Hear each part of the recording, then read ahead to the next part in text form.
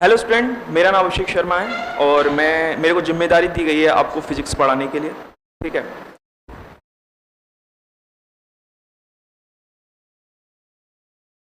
मैं अगर अपनी क्वालिफिकेशन की बात करूं, मैं एनआईटी कुरुक्षेत्र से पढ़ा हुआ हूं 2022 में। ठीक है। और इससे पहले हम क्लास शुरू करें, इससे पहले मैं जानना चाहूँगा कि आपकी फिजिक्स के बारे में क्या राय है, क्योंकि आमतौर पे आप बायोलॉजी के स्टूडेंट्स रहे हैं ना। आमतौर पे ये माना जाता है कि थोड़ा सा डर होता है बायोलॉजी के स्टूडेंट्स को, तो मुझे थोड़ा सा आपके बारे में जानना है। मैं जानना चाहूँगा कि वो स्टूडेंट हाथ खड़ा करें जिन्हें फिजिक्स बहुत पसंद है। अच्छा, ऐसे स्टूडेंट हाथ खड़ा करें जिन्हें फिजिक्स बिल्कुल भी पसंद नहीं है, बस वो ही सोच रहे हैं कब कॉम्पिटिशन में फिजिक्स खत्म हो। अच्छा, तुम और आप और सब ऐसा चाहते हैं? सब नहीं चाहते। और ऐसा किसको लगता है कि फिजिक्स हमारे लिए एवरेज है, मतलब लाइक ज़्यादा कोई दिक्कत वाली बात नहीं है, और इजी भी नहीं है और टफ भी नहीं है? सारे बच्चे। चलो ठीक है। मैं कह सकता हूँ कि जो ओवरऑल क्राउड है वो एवरेज में आता है, मतलब एवरेज काइंड ऑफ, कि उसमें जो इंटरेस्ट उसका एवरेज है। ठीक है। तो इस फिजिक्स को हम शुरू करें, इससे पहले मैं जानना चाहूँगा कि आप फिजिक्स में क्या कितना जानते हैं, आपने क्या क्या पढ़ा है। आप 12th पास आउट है सब? ठीक है। फिजिक्स में आप कितना जानते हैं? चलो आपसे शुरू करते हैं, आप बताइए कुछ फिजिक्स के बारे में, दो शब्द कहिए, बताइए। सर न्यूमेरिकल होते हैं, ग्रेविटी होती है,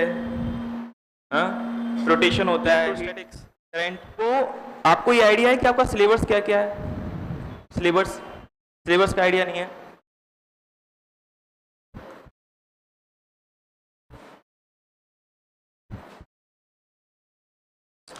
इलेक्ट्रोस्टैटिक्स है आपके सिलेबस में, है ना? आपके सिलेबस में करंट है, करंट इलेक्ट्रिसिटी है। क्या होता है करंट, बताइए। चार्ज। कौन सा चार्ज? प्रोटॉन। तो इलेक्ट्रॉन। गुड।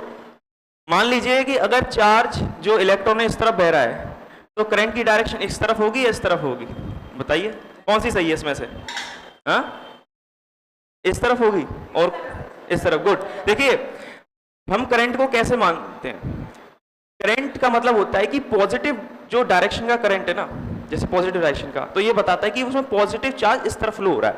तो अगर इलेक्ट्रॉन इस तरफ फ्लो हो रहा है तो हम ये मानते हैं कन्वेंशनली कि पॉजिटिव चार्ज इस तरफ फ्लो हो रहा होगा। ठीक है। तो हम मान लेते हैं कि जो करंट की डायरेक्शन होगी इस तरफ होगी। कल को अगर सवाल आ जाता है, जो कि इजी सवाल आते हैं आपके में, कल को कहते हैं कि डायरेक्शन देखिए कि लेफ्ट हैंड साइड में जो है आपका इलेक्ट्रॉन चल रहे हैं, तो करंट की डायरेक्शन बताइए, तो क्या होगी करंट की डायरेक्शन? राइट साइड, है ना? चलो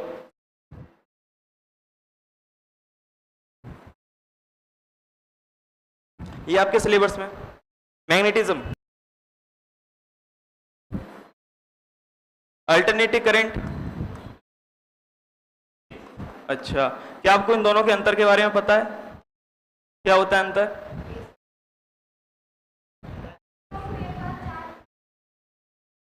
एसी डीसी में क्या अंतर है? अगर आपको एसी डीसी का अंतर जानना है तो आपको ना इसकी डेफिनेशन में जाना पड़ेगा, इसके शब्दों में। एसी हम कह रहे हैं एसी, अल्टरनेटिंग करंट, और डीसी के लिए हम कह रहे हैं डीसी, डायरेक्ट करंट। अल्टरनेटिंग का मतलब क्या होता है? आप जैसे आपकी क्लास लगती है अल्टरनेटिंग, जैसे मान लीजिए फिजिक्स की क्लास मंडे को लगे, वेडनेसडे को लगे और सैटरडे को लग जाए, तो सर बोलेंगे आपकी अल्टरनेट दिन पे क्लास है ना? मतलब एक बार क्लास है, फिर नहीं है, फिर है। तो ऐसी अल्टरनेट करंट है। करंट कभी जीरो हो जाएगा, फिर करंट हो जाएगा, फिर कम हो जाएगा, फिर ज्यादा हो जाएगा, अल्टरनेटिव करंट। डीसी करंट क्या है? डीसी मतलब होता है डायरेक्ट करंट। इसका मतलब आप क्या समझ सकते हो? इसमें ऐसा कुछ नहीं होता, इसमें करंट फ्लो हो रहा है तो हो रहा है। ठीक है। चलो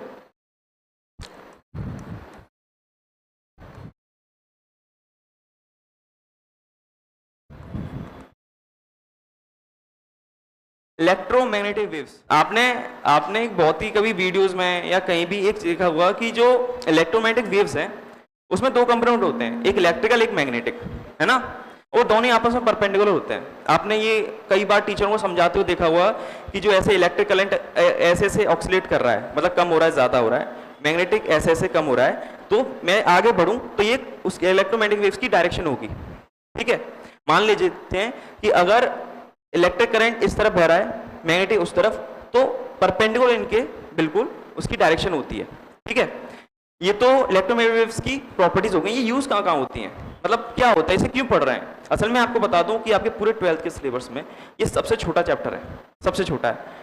और इसे हटाया क्यों नहीं गया? आखिर इतना इंपॉर्टेंट क्यों है ये? आपने इंफ्रारेड का नाम सुना है? इंफ्रारेड, विजिबल लाइट, विजिबल तो वही होती है जो हम देखते हैं, और और गामा, बिल्कुल बिल्कुल, और बिल्कुल अल्ट्रावायलेट। ये आपकी रेज हो गई, ये पूरा इलेक्ट्रोमैग्नेटिक वेव्स का स्पेक्ट्रम हो गया, है ना? ठीक है, इसी चैप्टर में पढ़ते हैं उसे। फिर आता है हमारा ऑप्टिक्स। ऑप्टिक्स, इसमें क्या क्या होता है? रे और वेव। ये बताइए, आपको ये समझ तो आ रहा है ना जो मैं लिख रहा हूं? ऐसा तो नहीं है बस इतनी इंग्लिश का इस्तेमाल होगा और कुछ नहीं, क्योंकि स्टैंडर्ड वर्ड है। तो आप मुझे बताइए रे ऑप्टिक्स क्या होती है? पहले हम डेफिनेशन में आगे बढ़े, पहले हम ये जानना चाहते हैं। देखो फिजिक्स में ना नाम में ही उसका मीनिंग छपा हुआ है। अगर आप नाम समझ गए ना जो वर्ड है, तो उसी में उसका मीनिंग है। देखिए रे का मतलब क्या होता है? स्ट्रेट लाइन है, एग्जैक्टली, है ना? जैसे मान लीजिए आपने मेला वगैरह में जाएंगे तो रेस देखेंगे, बच्चे खेलते रहते हैं, तो उसे रे बोल सकते हैं।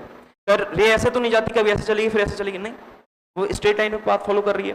तो इसमें हम सिर्फ वही वाली लाइट ऑप्टिक्स के बारे में पढ़ेंगे, उस लाइट के बारे में पढ़ेंगे जो स्ट्रेट लाइन में फ्लो करती है। ठीक है, अब बताइए वेव्स के बारे में आप कुछ कहना चाहेंगे?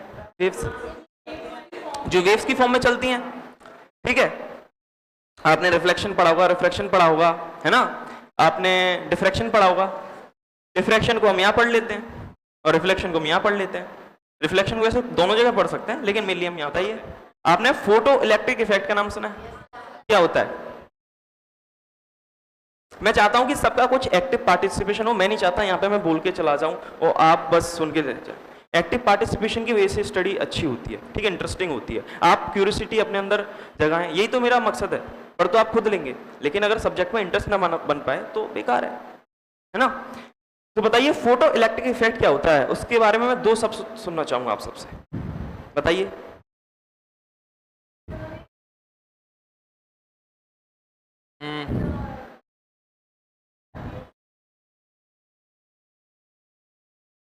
चलो और कुछ चलो कोई बात नहीं, आप कुछ कहना चाहेंगे? अच्छा मुझे एक बात बताइए, फोटो इलेक्ट्रिक, हम ज्यादा नहीं बस नाम पे जाएंगे, हम नाम को पढ़ेंगे, नाम ही हमें सब कुछ डिफाइन कर देगा। फोटो इलेक्ट्रिक इफेक्ट, ठीक है, नाम पढ़ेंगे हम बस। मुझे एक बताइए फोटो का मतलब क्या होता है? चित्र होता है, और चित्र बनता क्यों है? लाइट की वजह से, है ना? तो जब कभी आपको कुछ भी ऐसा फोटो दिख जाए ना, फोटो, इसका मतलब ये है यहाँ पे कुछ लाइट की बात हो रही है। समझ पा रहे हो? लाइट की बात हो रही है। इलेक्ट्रिक का मतलब क्या होता है? बिजली। तो इसका मतलब ये यहाँ पे कुछ ऐसी बातें हो रही है कि लाइट से बिजली पैदा हो सके। लगभग लेमेल में ये समझ सकते हैं, हम ये समझ सकते हैं कि लाइट की वजह से बिजली पैदा हो रही है, उसकी वजह से इफेक्ट पैदा हो रहा है, उसको यहाँ पे पढ़ते हैं। आप मुझे एक बात बताइए कि आपने बाहर स्ट्रीट पे जैसे स्ट्रीट लाइट होती है तो वहां पे सोलर सिस्टम लगा देखा होगा, है ना? आपने आप गांव पे भी चले जाएंगे तो ट्यूबवेल पे अभी आजकल पानी वगैरह उसी से निकाल रहे हैं, है ना? ठीक है, घर पे भी आपने लगा देखा होगा, ठीक है। आपने देखा होगा कि वो कुछ ऐसी शीट सी होती है, ठीक है, उसमें एक ऐसे कुछ चैनल्स होते हैं, ठीक है, उसमें ग्रीन कलर की होती है पूरी, ठीक है। क्या काम होता है उसका? बताइए आप, क्या काम होता है उसका? लाइट, बिल्कुल। ऐसा क्यों हो रहा है? बताइए बताइए बताइए, क्यों हो रहा है ऐसा? वो इस इफेक्ट पे काम कर रहा है, इस इफेक्ट पे सूरज की किरणें इस पे पड़ रही हैं, ठीक है, इसकी वजह से इलेक्ट्रॉन बाहर निकल रहा है। और हमें लाइट को करंट पैदा करने के लिए ज्यादा कुछ नहीं चाहिए, बस इलेक्ट्रॉन को दौड़ा दो आप, करंट पैदा हो जाएगा, ठीक है। तो यहाँ पे अगर जैसे हम लाइट को अगर डालेंगे, फिर यहाँ से इलेक्ट्रॉन बाहर निकल रहा है एटम से, और फिर वो करंट पैदा कर रहा है। बस यही हम पढ़ते हैं इसमें, ये उसका एप्लीकेशन है, ठीक है। नेक्स्ट चैप्टर है एटम। एटम बताइए, कुछ बात बोलिए। नहीं, रदरफोर्ड के अलावा और कुछ? ये तो साइंटिस्ट है ना जहाँ पे इन्होंने काम किया है। बताइए बताइए बताइए, ऐसा होता है कुछ? यहाँ पे कुछ पॉजिटिव चार्ज होता है, हाँ, उन्हें हम प्रोटॉन कह देते हैं। बताइए, यहाँ पे कुछ न्यूट्रॉन भी होते हैं जिनके पास कोई चार्ज नहीं होता, ये आप जानते हैं, ठीक है। और यहाँ पे चक्कर लगा रहे होते हैं, क्या लगा रहे हो, इलेक्ट्रॉन लगा रहे होते हैं। हाँ, क्या हम इतना नहीं बता सकते? बिल्कुल बता सकते हैं, बस यही है एटम। मैं ये तो सुनना चाहता था आपसे, आप इतना बता दें, है ना।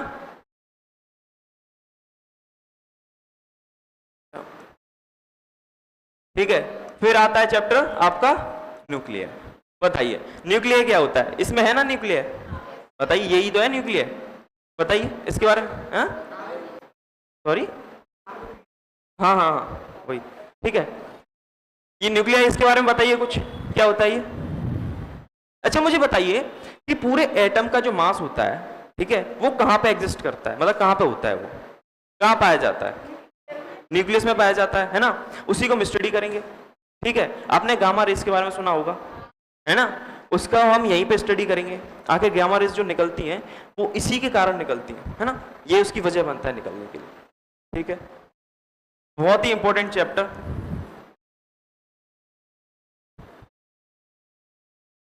सेमीकंडक्टर। बताइए सेमीकंडक्टर के बारे में कुछ बताइए।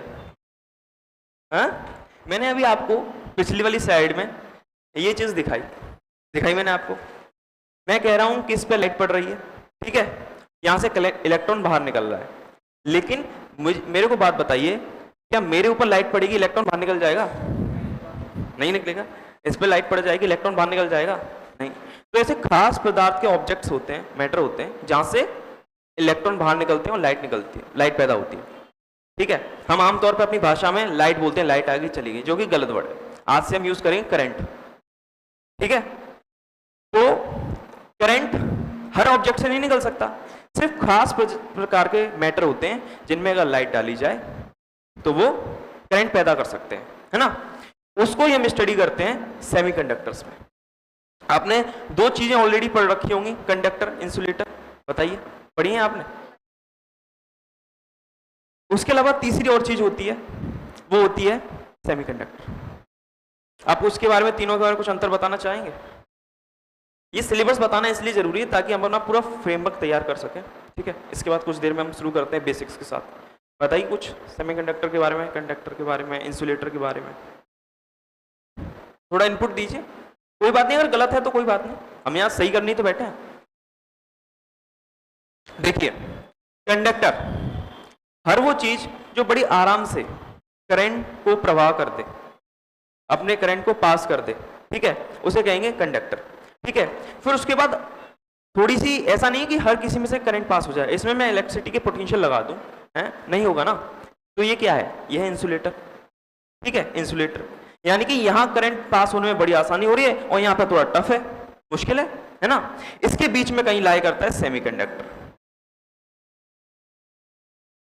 सेमी का मतलब ही होता है आधा, लगभग आधा, ठीक है। आपने सेमीफाइनल मैच देखे होंगे, सेमीफाइनल, फाइनल से पहले जो होता है, अरे बॉयज आपने देखे होंगे ना।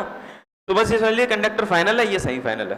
तो इसमें सेमीकंडक्टर में हम वो पढ़ते हैं कि जो इनकी करंट पास करने की जो संभावना होती है, पोटेंशियल होता है, वो कंडक्टर से तो कम होता है, लेकिन सेमीकंडक्टर, सॉरी, इंसुलेटर से ज्यादा होता है ना।